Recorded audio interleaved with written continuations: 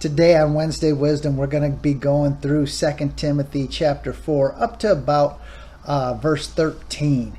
When I first started reading these verses, knowing I'd be speaking on them today, it was one of those times again where it really just didn't speak to me a lot. So this might be a good exercise in how to maybe dig a little deeper and find something in verses when you read them. So let me share the verses with you first, and then we'll talk through where God led me on this journey. Starting in verse 11, it says, "Only Luke is with me. Get Mark and bring him with you, because he's helpful to me in my ministry.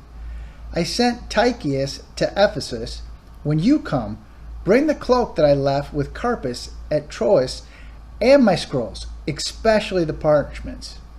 Now this just sounds like a list of people to me, and a list of things, a do list, if you will, to Timothy from Paul. So kind of like Jason did last week with Demas, I started digging on some of these names and who they are and what they meant, and it actually led me on a pretty cool journey. I mean, first to start out with,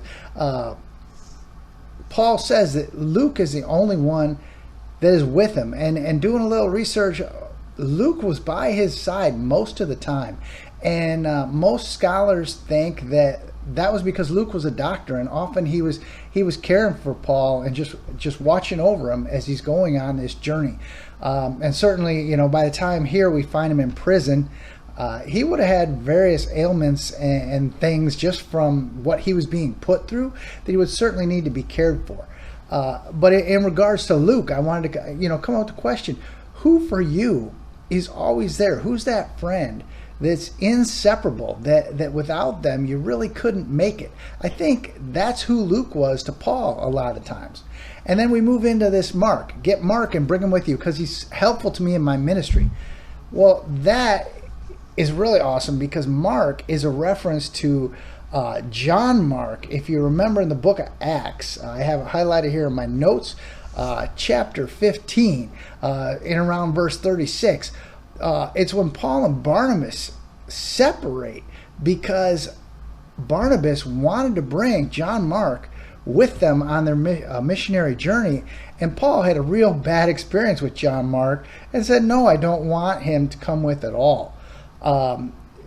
Here in verse 37 of Acts 15, it says, "Barnabas agreed and wanted to take along John Mark, but Paul disagreed strongly, since John Mark had deserted them and had not continued with them in their work. Their disagreement was so sharp that they separated." Now, you think about that. When you have a blowout with people because of a difference of opinion or what, often we go our separate ways in life and never really meet up again. And that's why this is so huge, because Paul saw the value in Mark to the ministry, and he was able to put his personal feelings aside, forgive Mark, and see how important he was to the continuing of ministry. And the thing that's even more awesome, this John Mark is now being called Mark. Mark is the same guy who wrote the Gospel of Mark. So here we have Luke, the doctor, we have Mark, and we have Paul. These are three major players in the New Testament. I mean, in fact, they wrote most of it.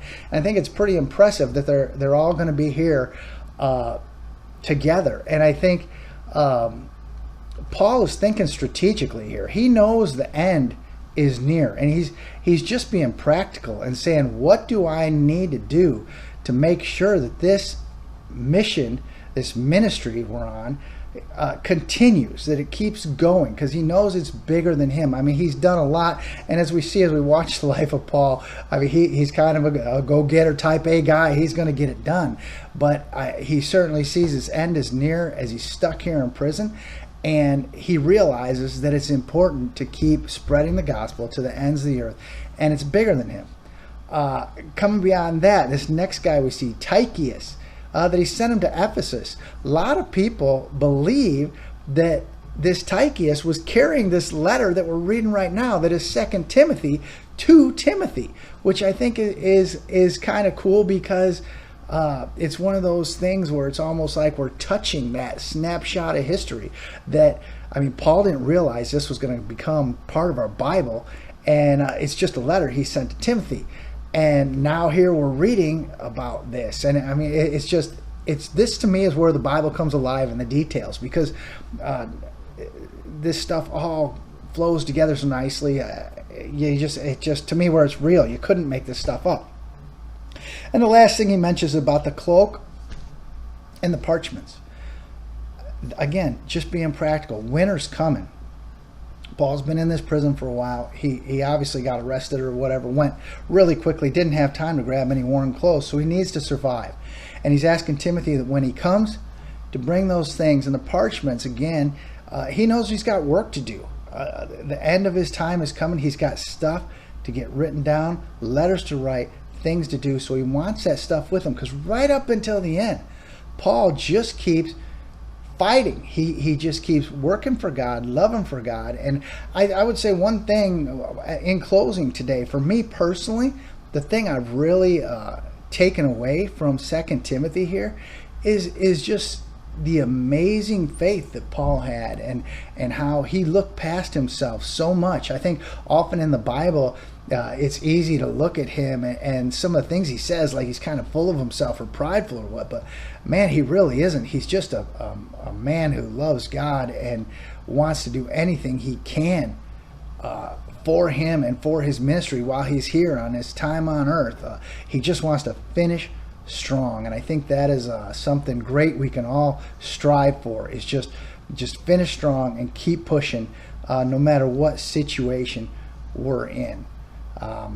Jason will be back next week picking up from here and going on. As we've been saying, we're kind of leading to the end here. If you've got any places you might suggest that we go in the Bible or what, maybe just shoot us a text message, instant message here on Facebook or what. We're just looking where we're going. And that being said, I'm down in Sebring right now for a test for the Indy Lights and the MX5 series. And then Jason and I are going to have our annual planning meeting on Friday. And we just would ask that anybody supports us or what, just be in prayer for us on Friday, that we would just hear God's word and follow his wisdom and guidance and where he wants the ministry to go next year. It's a real important time where we kind of frame up what 2020 looks like. And we just ask that you help us in that process. Other than that, we'll catch you next week.